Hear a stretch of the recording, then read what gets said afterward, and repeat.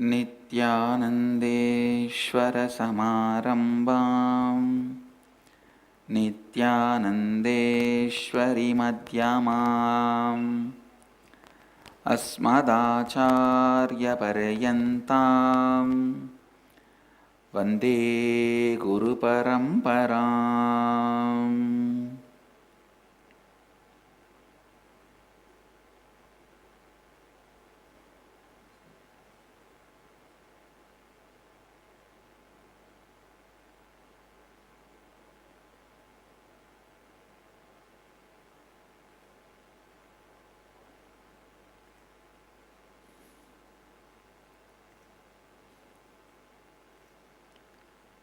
உங்கள் அனைவரையும் வணங்கி வரவேற்கின்றேன்.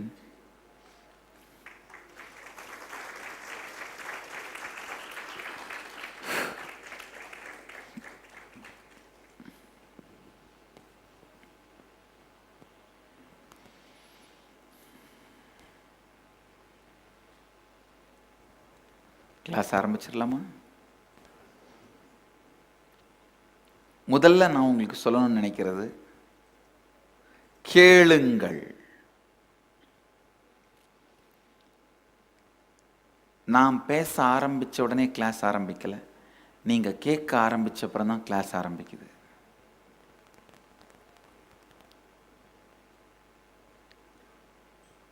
கேளுங்கள். வாழ்க்கையின் எல்லா மிகப்பெரிய விஷயங்களும் கேட்கும் பொழுதுதான் நடக்க துவங்குகிறது. உங்க மனமே நீங்க கேட்ட எல்லா விஷயத்தோட தொகுப்பு தாங்கய்யா.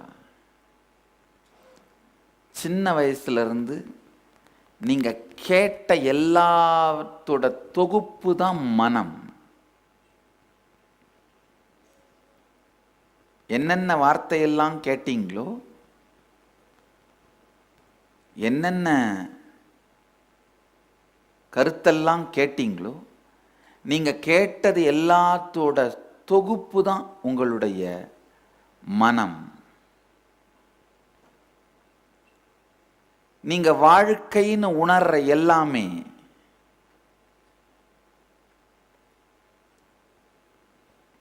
நீங்க திருப்தியா இருக்கிறதா உணர்ந்தாலும், இல்லை அதிருப்தியாக இருக்கிறதா உணர்ந்தாலும், ஏழையாக இருக்கிறதா உணர்ந்தாலும், பணக்காரனாக இருக்கிறதா உணர்ந்தாலும், உடல் நலத்தோடு இருக்கிறதா உணர்ந்தாலும், நோயாளியாக இருக்கிறதா உணர்ந்தாலும், உங்களை நீங்கள் எப்படி உணர்ந்தாலும், துக்கத்தில் இருக்கிறதா உணர்ந்தாலும், சுகத்தில் இருக்கிறதா உணர்ந்தாலும், உங்கள் உணர்விற்கான காரணம் உங்கள் மனம். அந்த மனத்தினுடைய அடிப்படை நீங்க கேட்ட விஷயங்கள். அப்போ உங்களுக்கு இப்ப என்ன பிரச்சனை இருந்தாலும் காரணம் என்னன்னா, நீங்க ஏற்கனவே கேட்ட விஷயங்கள் தான். அந்த பிரச்சனையை தீர்க்கிறதுக்கான ஒரே வழி என்னன்னா, சரியான விஷயங்களை கேட்கறது. தப்பான விஷயங்களை கேட்டதாலையும் ஸ்டோர் பண்ணதாலையும் மனம் உங்களுக்கு பிரச்சனை கொடுக்குதுன்னா, சரியான விஷயங்களை கேட்கறதும் ஸ்டோர் பண்றதும். கேட்டல். கேட்டல். ஆழ்ந்து கேளுங்க. சிறு வயதிலிருந்து கேட்பதனால்தான் உங்க மனமே டெவலப் ஆகுது. அதுல என்ன பிரச்சனை இருந்தாலும் கேட்டதுதான் காரணம். இப்போ அந்த பிரச்சனையை தீர்க்கிறதுனாலும் ஒரே வழி கேட்கறது தான். அதுதான் ஒரே வழி. கேளுங்கள். எந்த விதமான இடையூறும் இல்லாமல் கேளுங்கள்.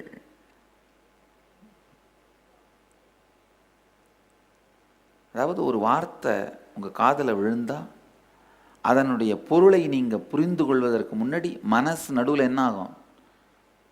எங்கேயோ போயிடுது, இல்லை எதையோ சிந்திச்சிட்டு இருக்கு, இல்லை தூங்கிருது, சேனல் மாற்றிடுறீங்க. என் முன்னாடி உட்காந்துக்கிட்டே நிறைய பேர் சேனலை மாத்திருவீங்க.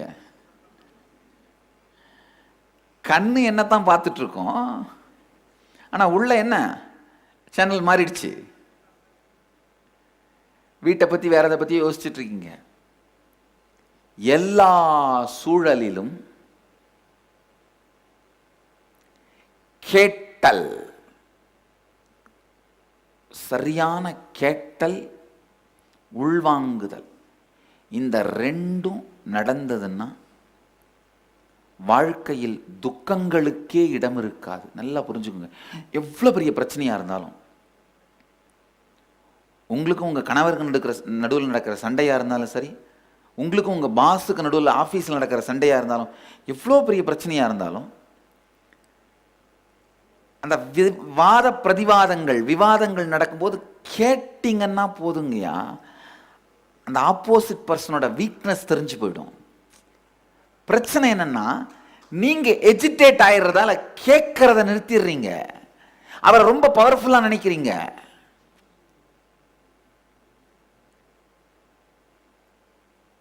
அவர் ஏற்கனவே பவர்ஃபுல்லா இருந்தா இப்போ உங்ககிட்ட அவருடைய பவரை எஸ்டாப்ளிஷ் பண்ண வேண்டிய அவசியம் என்ன இருக்கு? உங்ககிட்ட எஸ்டாப்ளிஷ் பண்ண முயற்சி பண்றாருனாலே அவர் பவர்லெஸ்ஸா இருக்காரு. கேட்டீங்கன்னா அவருடைய பவர்லெஸ்னஸ் கரெக்டா தெரிஞ்சு போயிடும். சாதாரண தலைவலியாக இருந்தாலும், சின்ன பிரச்சனை தலைவலியா இருந்தாலும், இல்லை பெரிய உடல் பிரச்சனை கேன்சரா இருந்தாலும், சின்ன சண்டை காஃபி சூடா இல்லை அந்த சண்டையா இருந்தாலும், இல்லை டைவர்ஸ் பண்ணலாம் அந்த சண்டையா இருந்தாலும், எந்த சூழலா இருந்தாலும் கேளுங்கள், ஆழ்ந்து கேளுங்கள். நீங்க இப்ப வேற வேற காரணத்துக்காக வந்திருக்கலாம். இங்க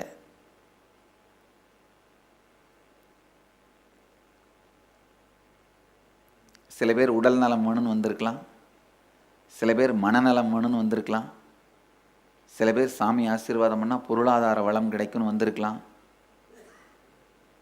ஆனா பல பேர் சும்மா ஒரு 4 நாள் சாமி கூட இருந்துட்டு போலான்னு தான் வந்திருக்கீங்க. அதான் உண்மை. ஏன்னா பார்த்தாலே தெரியுது. இந்த சில ப்ரோக்ராம்ல ஸ்டேஜ் மேல இருக்கவர்ல கீழே இருக்கவங்களும் அதே குரூப்பா இருக்கும்.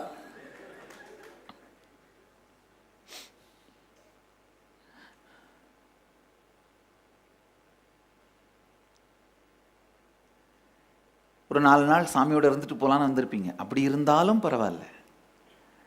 உண்மையில சாமியோட இருக்கிறது எப்போ முழுமையான ஆனந்தமா மாறும்னா, கேளுங்கள். கேட்கும் பொழுதுதான் அது ஆனந்தமா மாறும். ஆழ்ந்து கேட்கும் பொழுது நீங்க எல்லாருமே எல்லா நிகழ்ச்சியிலுமே முதல் நாள் நல்லா கேட்பீங்க. ஏன்னா அன்னைக்கு தான் அந்த கேளுங்கள்ன்ற சத்தியத்தை உள்வாங்கிறதால நல்லா உட்காந்து கேட்பீங்க. 2வது நாள் ஆனோன்னு என்ன ஆயிடும், சேனல் மாத்திடுறது. 3வது நாள் தூர்தர்ஷன் மாதிரி மிஸ் மிஸ் மிஸ்ன்னு தெரியும்.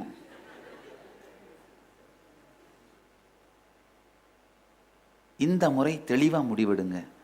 4 நாட்களும் ஆழ்ந்து கேட்பது. 4 நாட்களும் ஆழ்ந்து கேட்பது. இந்த 4 நாளும் நான் முதல்ல எடுத்த நித்யானந்த ஸ்புரணமும் கடைசியா எடுத்த சிவோகம், இது மொத்தத்தோட சாரத்தையும் இந்த 4 நாள்ல உங்களோட பகிர்ந்துக்கிறேன்.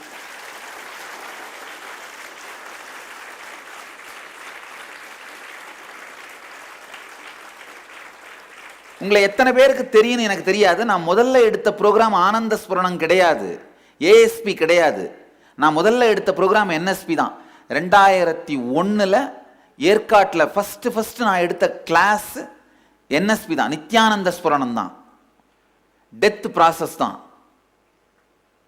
ஃபர்ஸ்ட் நான் எடுத்த கிளாஸ், பொதுமக்களுக்காக நான் எடுத்த கிளாஸ் ஏற்காட்டில் 2001 நித்யானந்த ஸ்புரணம். அப்போ 4 நாளாக எடுக்கல, ஒரு 1.5 நாளாக எடுத்தேன். ஒரு ஜஸ்ட் ஒரு 20-25 பக்தர்கள் மட்டும் ஒன்றா சேர்ந்து ஏற்காட்டில் ஒரு ரிசார்ட்டில், ஒரு ஃபார்ம் ஹவுஸில் 2001. அதுதான் ஃபஸ்ட்டு நான் எடுத்த ப்ரோக்ராம். ஏஎஸ்பி கிடையாது, என்எஸ்பி. அதான் ஃபர்ஸ்ட் எடுத்தேன். கடைசியாக எடுத்த ப்ரோக்ராம் சிவோகம். 2001 2015 வரைக்கும் அந்த என்எஸ்பியிலிருந்து இந்த சிவோகம் வரைக்கும் மொத்தத்தோட சாரத்தையும் இந்த 4 நாளில் உங்களுக்கு கொடுத்துட்றேன்.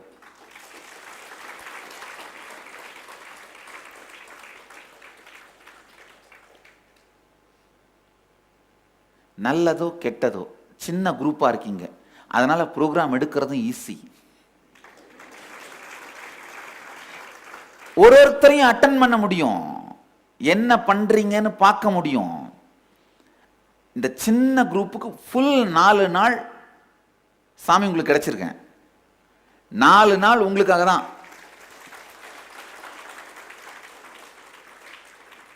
முழுசா உள்வாங்குங்க, முழுசா உள்வாங்குங்க. கேட்பது மட்டும் போதும், வேற ஒண்ணுமே வேண்டாங்கய்யா.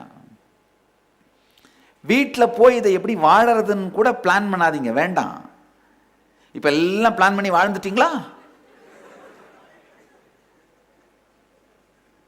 இல்ல, பிளான் பண்றதுனால கேட்கறதோட டெப்த் குறைஞ்சி வாழ முடியாம போயிடுது. அதை விட்டுட்டு கேட்கறத மட்டும் பண்ணுங்க, வாழறத நான் பார்த்துக்கிறேன்.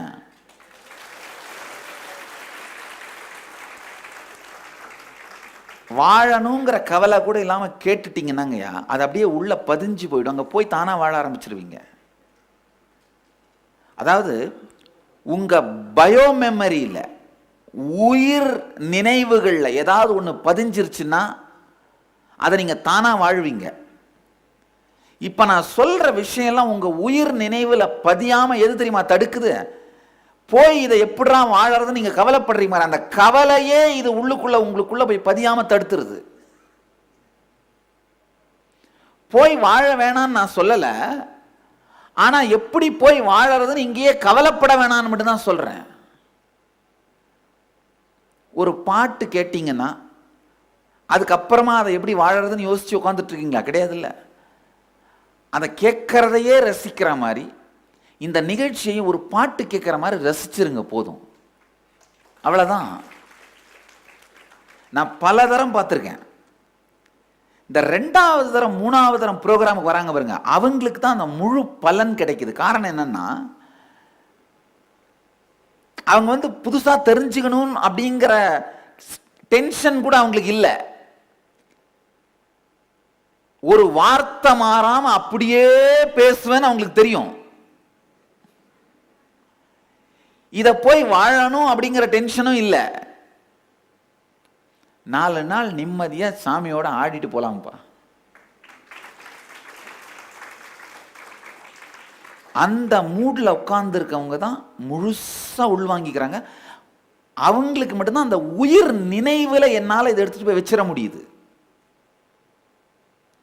அப்ப நேச்சுரலா போன உடனே பகல்ல மட்டும் இல்ல, ராத்திரியிலையும் தூக்கத்திலையும் இதே தான் ஓடிட்டு இருக்கும்.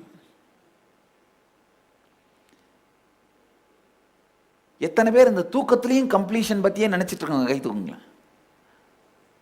அது உண்மையில எப்ப நடக்கும்னா, நீங்க ஜாலியா ப்ரோக்ராம் அட்டன் பண்ணீங்கன்னா தான். கேட்கறத செய்யுங்க, கேட்கறத தவிர எந்த டென்ஷனையும் உள்ள வச்சிருக்காதீங்க. வேற எந்த ஸ்ட்ரெஸ்ஸையுமே உள்ள வச்சுக்காதீங்க. வேற எந்த ஸ்ட்ரெஸ்ஸை வச்சிங்கனாலும் நான் சொல்றது உங்க மசில் மெமரி, தசை நினைவு வரைக்கும் தான் போகுது, உயிர் நினைவு வரைக்கும் போறதில்ல. இத போய் வாழணும் அப்படிங்கிற கவலையோ ஸ்ட்ரெஸ்ஸோ பயமோ கூட இல்லாம 4 நாள் ஜாலியா சாமியோட, நம்ம சங்கத்தோட, ஃப்ரெண்ட்ஸு ஃபேமிலி எல்லாம் வந்திருக்காங்க, ஜாலியா இருந்துட்டு போலாமப்பா. இருக்கிற வரைக்கும் இதை கேட்போம்ப்பா, என்னத்தான் சொல்றாருன்னு கேட்போம்ப்பா. இந்த மூட்ல மட்டும் கேளுங்க. கேட்டீங்கன்னா நான் சொல்றது உங்க உயிர் நினைவுக்குள்ள போயிருது, பயோ மெமரிக்குள்ள போயிரும். பயோ மெமரிக்குள்ள போயிருச்சுன்னா வெளியில போய் நீங்க முயற்சி பண்ணி இதை வாழணும்னு அவசியம் இல்லை, தானாவே வாழ்வீங்க, தானாவே வாழ்வீங்க.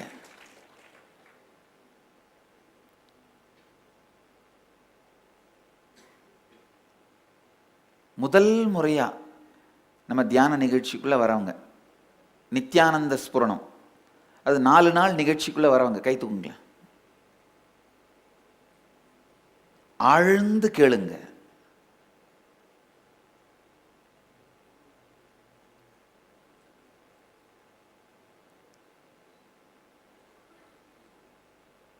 ஆழ்ந்து கேளுங்க. இந்த முதல் முறையாக வரவங்களுக்கு நான் சொல்றது. 2வது முறை 3வது முறையில் 30வது 40வது முறை உட்காந்துருக்கீங்க. அதாவது என்னைய விட நான் ஒரு வார்த்தையை மிஸ் பண்ணேன்னா அதை எடுத்து கொடுக்குற அளவுக்கு இதை கேட்டவங்க, என்எஸ்பி கேட்டவங்களாம் வந்திருக்கீங்க. உங்களுக்கெல்லாமும் சொல்றேன், ஆழ்ந்து கேளுங்க. நீங்க மட்டும் இல்லைங்க, உண்மையில நானே கூட தனியா உட்காந்து கேட்டுட்டு இருக்கேங்கய்யா. அதனாலதான் இதை ரசிக்கிறேன். எத்தனை பேர் டீச்சருங்க இருக்கீங்க, இந்த ஸ்கூல் டீச்சருங்க, 2 நாள் அதே சிலபஸ் நடத்த எத்தனை போர் அடிக்குது டீச்சருங்களுக்கு தெரியும். 15 வருஷமா இதே ப்ரோக்ராம் எடுத்துட்டு இருக்கேன். 15 வருஷமா இதே ப்ரோக்ராம் எடுத்துட்டு இருக்கேன்.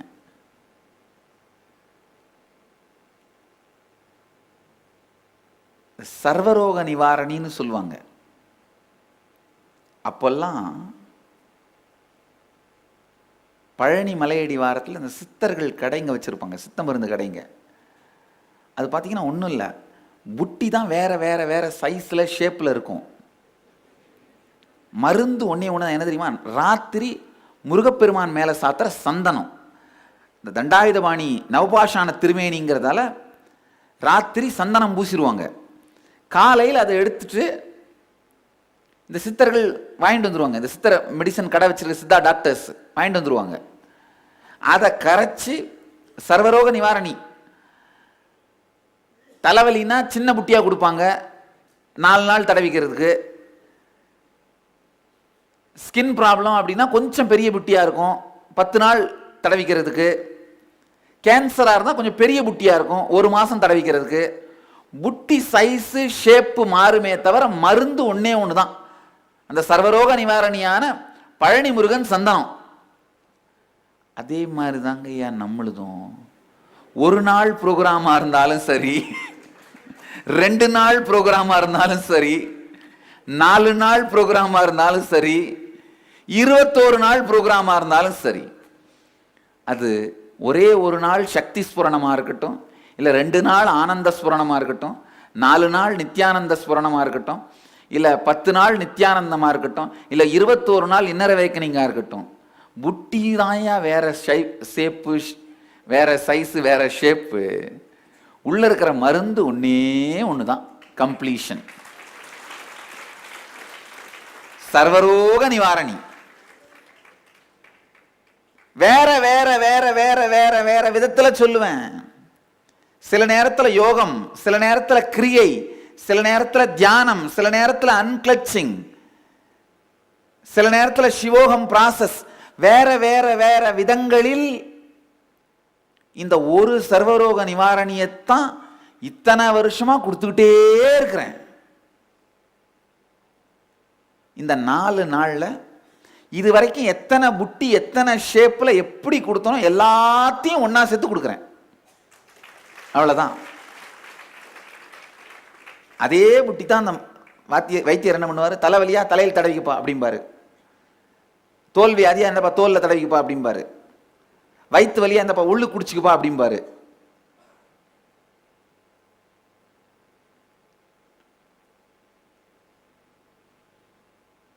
அதே மருந்த வேற வேற விதத்துல யூஸ் பண்ண வைப்பாங்க. அதே தான் நானும் 15 வருஷமா பண்ணிட்டு இருக்கிறேன்.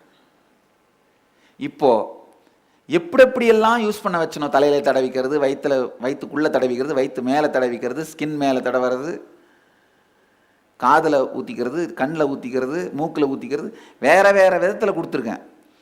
அது எல்லாத்தையும் ஒன்றா சேர்ந்து இந்த 4 நாளில் கொடுத்துட்றேன். அதை தான் இந்த 4 நாள் பண்ண போகிறேன். ஆழ்ந்து கேளுங்கள். ஒன்று நல்லா தெரிஞ்சுக்கோங்க, நீங்கள் என்ன வாழ்க்கையில் வேணும்னு நினச்சாலும் அதை நிஜமாக்கக்கூடிய அறிவியல், அனுபவமாக்கி கொள்ளக்கூடிய அறிவியல் இந்த விஞ்ஞானம், இந்த அறிவியல் கம்ப்ளீஷன் சயின்ஸ்